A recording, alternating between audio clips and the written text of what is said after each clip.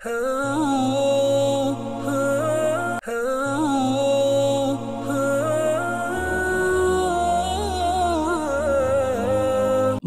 புனித மஸ்ஜித் அக்ஸாவுடைய ஹுத்பாவை ஹத்தீப் அஹ்மத் ஹுசைன் ஹஃபிதஹுல்லாஹ் அவர்கள் தந்தார். ஹுத்பாவின் தலைப்பு அவர்கள் அநியாயம் சம்பந்தமாக அந்த ஹுத்பா அமைந்திருந்தது. அநியாயத்துடைய விளைவு. ஹுத்பாவுடைய ஆரம்பத்திலே அல்லாஹு தஆலா அநியாயத்தை ஹராமாக்கியிருக்கிறான். அடியார்களுக்கு அநியாயம் செய்வதையும் ஹராமாக்கியிருக்கிறான். அல்லாஹ் அடியார்களுக்கு அநியாயம் செய்வதையும் தன் மீது ஹராமாக்கியிருக்கிறான். ஹதீஸுல் குதுஸில் அல்லாஹு தஆலா சொல்கிறான், நான் அநியாயத்தை என் மீது ஹராமாக்கியிருக்கிறேன், நீங்கள் உங்களுக்கு மத்தியில் பரஸ்பரம் அநியாயம் செய்து கொள்ள வேண்டாம் என்று. எனவே மிகப்பெரிய அநியாயங்களில் ஒன்றுதான் பள்ளிவாசலுக்கு வரக்கூடியவர்களை தடுப்பதாகும், பள்ளிவாசல்களை தகர்ப்பதாகும். பள்ளிவாசல்களை அமளிபாதத்தை விட்டும் மக்களை பள்ளிவாசலுக்கு வந்து அமல் செய்வதை விட்டு மக்களை தடுப்பது, தூரமாக்குவது மிகப்பெரிய அநியாயம் என்று அல்லாஹ் குர்ஆனிலே சொல்லியிருக்கின்றான். அதே போன்று மிகப்பெரிய அநியாயம்தான் இந்த பிலஸ்தீன் வாழ் மக்கள், குறிப்பாக கஸா மக்களுக்கு அவர்களுக்கு தேவையான மருந்து வகைகள், உணவுப் பொருட்கள், அத்தியாவசிய பொருட்கள் அவர்களை வந்து சேருவதை விட்டும் தடுப்பது மிகப்பெரிய அநியாயம் என்பதை ஹத்தீப் அவர்கள் ஆரம்பமாக ஞாபகப்படுத்தி கொண்டார்கள். மஸ்ஜிதுல் அக்ஸா, இந்த பிலஸ்தீனுடைய பூமியில் இருக்கின்ற இந்த மஸ்ஜிதுல் அக்ஸா அல்லாஹ்வினால் இது முஸ்லீம்களுக்கு என்று சொல்லப்பட்டது. இது முஸ்லீம்களுடைய ஒரு அமானிதமாக இருக்கிறது, புனிதமான ஒரு இடமாக இருக்கிறது. இந்த பூமியில் பிறந்தார்கள் என்பதற்காக வேண்டி இந்த மக்களுக்கு பல்வேறுபட்ட அநியாயங்கள் செய்யப்படுவதை நாங்கள் எல்லோரும் அறிந்து கொண்டிருக்கிறோம். பல்வேறுபட்ட அநியாயங்கள் இந்த வருடமும் தான், சென்ற வருடமும் தான் யூதர்கள் செய்து கொண்டிருக்கிறார்கள். வீடுகள், முஸ்லீம்களுடைய வீடு தகர்க்கப்பட்டிருக்கிறது, வீடு வாசலுக்கு செல்ல முடியாமல் தடுக்கப்பட்டிருக்கிறார். இது மிகப்பெரிய அநியாயம். உணவு உட்கொள்ள முடியாத அளவுக்கு அவர்களுக்கு தேவையான உணவுப் பொதிகள் செல்ல முடியாத அளவுக்கு அவர்களுக்கு அங்கே தடை விதிக்கப்பட்டிருக்கிறது. இது மிகப்பெரிய அநியாயம். இரத்தம் ஓட்டப்படுகிறது. அவர்களுக்கு கண்களுக்கு முன்னால் அவருடைய வீடுகள் தகர்க்கப்படுகிறது. பள்ளிவாசல், ஏராளமான பள்ளிவாசல்கள் தகர்க்கப்பட்டு விட்டன, உடைக்கப்பட்டு விட்டன. இவைகள் அனைத்தும் மிகப்பெரிய அநியாயம். யூதர்கள் இந்த அநியாயத்தை செய்து கொண்டிருக்கிறார். எவ்வளவுதான் அவர்கள் அநியாயம் செய்தாலும் இந்த பூமி முஸ்லீம்களுடைய பூமி என்பதை அல்லாஹ் தீர்மானித்து விட்டான். எவ்வளவோ வரலாற்று நடுகிலே இந்த பள்ளிவாசலை உடைப்பதற்காக பள்ளிவாசலை தகர்த்தார்கள், கதவுகளை உடைத்தார்கள். அது குப்பத்து சஹ்ரா என்று சொல்லப்படக்கூடிய அந்த மஞ்சள் நிறமான அந்த குப்பாவை உடைத்தார்கள். அவர்களுடைய ஒரு வணக்கஸ்தலத்தை கட்டுவதற்காக அடிக்கல் எல்லாம் நாட்டினார்கள்.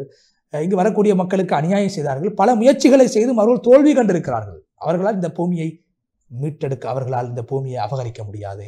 இந்த பள்ளிவாசலை அவர்கள், இது முஸ்லீம்களுக்கு சொந்தமான பள்ளிவாசலாக இருக்கிறது, அவர்களால் இதனுடைய ஒரு துரும்பை கூட பெற முடியாது. நாங்கள் விட்டுக் கொடுக்க மாட்டோம். இந்த பூமிக்காக நாங்கள் போராடுவோம். பிலஸ்தீன் வாழ் மக்கள் இந்த பூமிக்காக பாடுபட்டு கொண்டிருக்கிறார்கள், குரல் கொடுத்து கொண்டிருக்கிறார்கள். இந்த பூமி என்பது அற்பமான பூமி கிடையாது. இது நபி ஸல்லல்லாஹு அலைஹி வஸல்லம் அவர்கள் மிஅராஜுடைய பயணத்தை மேற்கொண்ட பூமியாக இருக்கிறது. நபிமார்கள், இந்த பூமி முஸ்லீம்களுடைய பூமி தான், இது உங்களுக்கு சொந்தமான பூமி என்று அமானிதத்தை நபிமார்கள், அந்த அமானிதத்தை நபி ஸல்லல்லாஹு அலைஹி வஸல்லம் அவர்களுக்கு கொடுத்தார்கள். இங்கிருந்து நபிமார்களோடு ஸல்லல்லாஹு அலைஹி வஸல்லம் அவர்கள் சந்திப்பை ஏற்படுத்திவிட்டு தான் சென்றார்கள். இது முஸ்லீம்களுக்கு சொந்தமானது. இது முஸ்லீம்களுடைய முதலாவது கபிலாவாகவும், இரண்டாவது பள்ளிவாசலாகவும், மூன்றாவது முஸ்லீம்களுடைய புனிதமாகவும் இருக்கிறது. என்னுடைய பொறுமதியை நாங்கள் உள்ளத்திலே ஏற்படுத்தி கொள்ள வேண்டும் என்று சொல்லி இது ஒரு மகத்தான கண்ணியமான பூமியாக இருக்கிறது. இவர்கள் எவ்வளவுதான் பாடுபட்டாலும் இவர்கள் நினைத்துக் கொண்டிருக்கிறார்கள், இந்த பூமியை விட்டு நாங்கள் சென்று விடுவோம், நாங்கள் விட்டுக் கொடுப்போம் என்று நினைத்துக் கொண்டிருக்கிறார்கள். இல்லை, மக்கள் உங்களை விட்டு தூரமாகி கொண்டிருக்கிறார்கள், உங்களை வெறுத்து கொண்டிருக்கிறார்கள். இதை விட்டு செல்ல மாட்டார்கள், இதற்கு அவர்கள் துணை போக மாட்டார்கள், ஒரு சாணை கூட விட்டுக் கொடுக்க மாட்டார்கள் என்பதை மிக உறுதியாக ஹத்தீப் அவர்கள் சொல்லி, மிக குறிப்பாக இந்த பூமி இது முஸ்லீம்களுக்கு சொந்தமான பூமி, அல்லாஹ்வினால் முடிவெடுக்கப்பட்ட ஒன்றாக இருக்கிறது. அநியாயம் அது அழிந்து போகும். அநியாயக்காரர்களை அல்லாஹ் ஒருபோதும் விடமாட்டான். அநியாயக்காரர்கள் அழிக்கப்படுவார்கள் என்ற விடயத்தையும் ஹத்தீப் அவர்கள் ஞாபகப்படுத்திவிட்டு, இந்த பள்ளிவாசலுக்கு மிக தைரியமாக இந்த மக்கள், பிலஸ்தீன் மக்கள் வந்து தொழுகிறார்கள். இந்த பூமியை பாதுகாப்பதற்காக, இந்த பள்ளியை ஹயாத்தாக்குவதற்காக அவர்கள் செயல்பட்டு கொண்டிருக்கிறார்கள். அல்லாஹ் குர்ஆனிலே சொல்கிறானே, அல்லாஹ்வுடைய பள்ளிவாசல்களை பராமரிப்பதற்கும் அங்கு வந்து வணக்க வழிபாடில் ஈடுபடுவதற்கும் தகுதியானவர்கள் யார் தெரியுமா?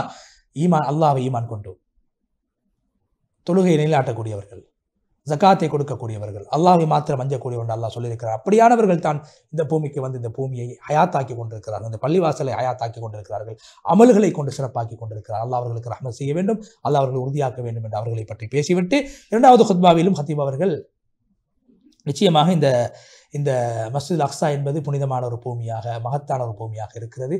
குறிப்பாக நபி ஸல்லல்லாஹு அலைஹி வஸல்லம் அவர்கள் ஷாம் வாசிகள், ஷாமுடைய பிரதேசத்தை, ஷாமுடைய பகுதியை உள்ளடக்கியதாகத்தான் இந்த மஸ்ஜித் அக்ஸாவுடைய பகுதி அமைந்திருக்கிறது. ஷாம்வாசிகளை பற்றி என்ன சொன்னார்கள்?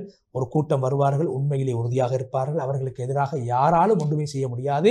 அவர்கள் யாரிடம் கேட்கப்பட்டது சொன்னார்கள், அவர்கள் தான் அக்ஸாவுடைய பிரதேசத்தில் வாழக்கூடியவர்கள் என்று. நிச்சயமாக இந்த நன்மாராயம் உங்களுக்கு கிடைக்கும். தைரியமாக நீங்கள் இருங்கள்.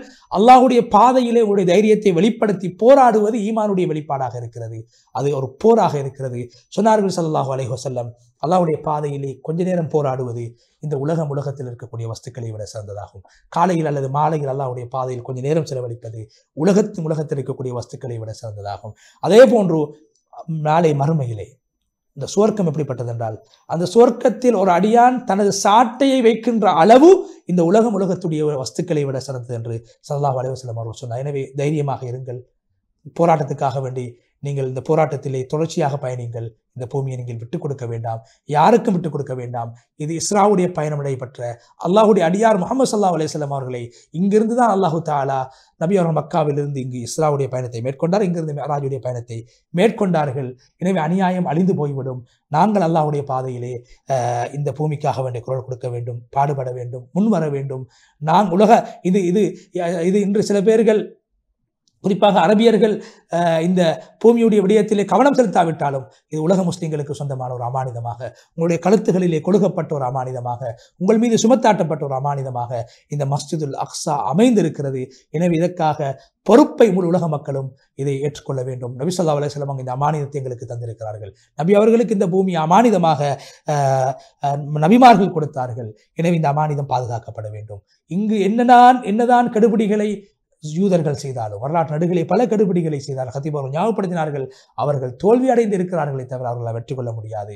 இந்த பூமி முஸ்லிம்களுக்கு சொந்தமானதாக இருக்க வேண்டும். அதற்காக நாம் எல்லோரும் உழைக்க வேண்டும் என்பதை ஞாபகப்படுத்தி, இந்த பூமியுடைய சிறப்பை ஞாபகப்படுத்தி, இது யாருக்கும் இது அநியாயம் புரிகின்ற அநியாயக்காரர்களுக்கு இது போய்விடக்கூடாது, இது முஸ்லிம்கள் பாதுகாப்பாக இதை வைத்துக் கொள்ள வேண்டும் என்ற விடயங்களை கத்தீப் அவர்கள் ஞாபகப்படுத்தி துஆ செய்து, 2 கண்களை அல்லாஹ் 2 கண்கள் நரகத்துக்கு செல்ல மாட்டாது. அதில் ஒரு கண் அல்லாஹ்வுடைய பாதையில் பாதுகாப்பில் ஈடுபட்ட கண், 2வது கண் அல்லாஹ்வை நினைத்து பயந்து அழுத கண் என்று நபி ஸல்லல்லாஹு அலைஹி வஸல்லம் சொன்னாங்க.